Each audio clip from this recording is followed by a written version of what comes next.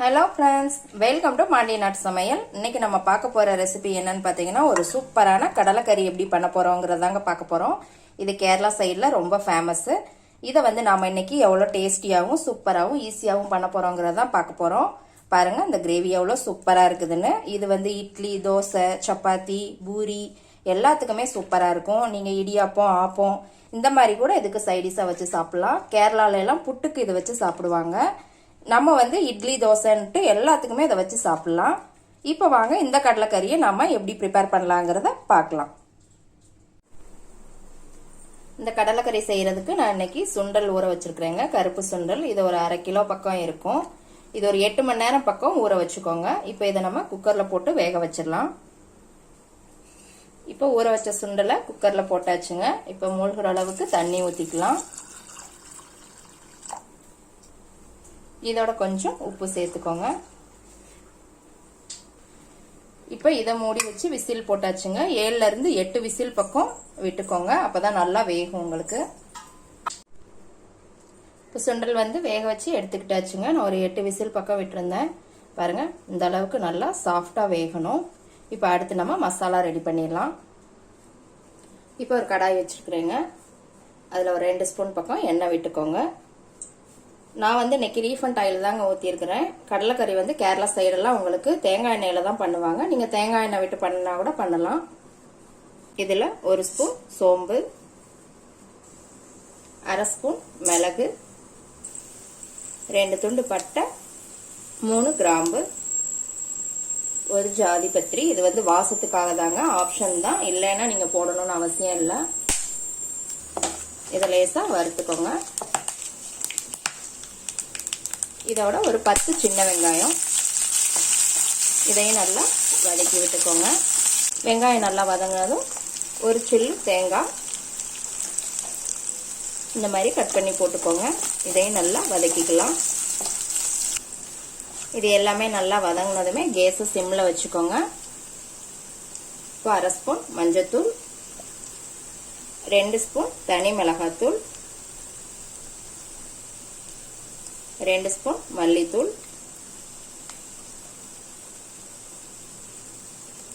1/4 spoon garam masala தூள். இது எல்லாத்தையும் போட்டு நல்லா இந்த மாதிரி இந்த எண்ணெயிலே வதக்கி விட்டுக்கோங்க. ஒரு 1 நிமிஷம் வதக்கிட்டா போதுங்க. 1 நிமிஷம் பக்கம் ஆயிடுச்சு. இப்போ நம்ம கேஸ் ஆஃப் பண்ணிடலாம். இப்போ இந்த மசாலா வந்து நல்லா ஆறுனதுக்கு அப்புறம் மிக்சியில நைஸா பேஸ்ட் பண்ணி எடுத்துக்கலாம். இப்போ ஒரு கடாய் வச்சிருக்கிறேங்க. அதில் ஒரு 3 ஸ்பூன் பக்கம் எண்ணெய் விட்டுக்கோங்க. எண்ணெய் சூடானதும் 1 துண்டு இஞ்சியை இந்த மாதிரி துருவி போட்டுக்கோங்க. ஒரு 5 பல் பூண்டு இந்த மாதிரி துருவி போட்டுக்கோங்க. 2 பச்சை மிளகாய் இந்த மாதிரி கீறி போட்டுக்கோங்க. இதை இப்போ நல்லா வதக்கிக்கலாம். இது நல்லா வதங்கினதும் 2 பெரிய வெங்காயம் இந்த மாதிரி பொடியா கட் பண்ணி போட்டுக்கோங்க. இதையும் நல்லா வதக்கிக்கலாம். வெங்காயம் இப்போ நல்லா வதங்கிடுச்சுங்க. 2 தக்காளியும் இந்த மாதிரி பேஸ்ட் பண்ணி எடுத்துக்கோங்க. அதையும் இதில் சேர்த்துடலாம்.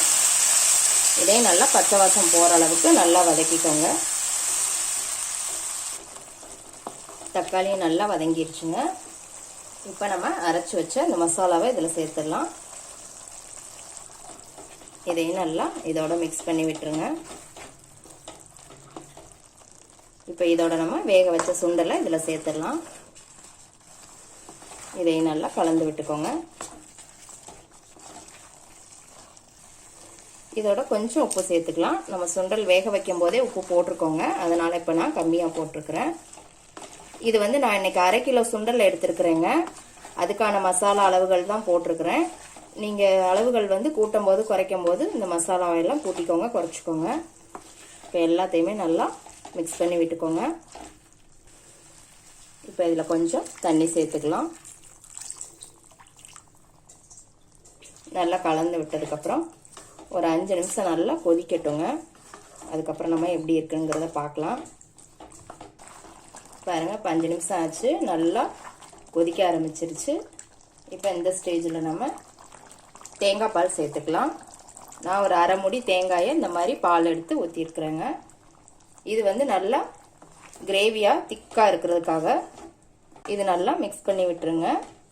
இது ஒரு 2ல இருந்து 3 நிமிஷம் மட்டும் கொதிச்சா போதுங்க. தேங்காய் பால் விட்டதுக்கப்புறம் ரொம்ப நேரம் கொதிக்க விட வேண்டாம். இப்போ ஒரு 3 நிமிஷம் ஆயிடுச்சுங்க. நல்லா கொதிச்சிடுச்சு. இப்போ நம்ம மேலே கொஞ்சம் மல்லி இலை போட்டு இறக்கிடலாம். அதுக்கப்புறம் இதில் தாளிச்சு கொட்டிடலாம்.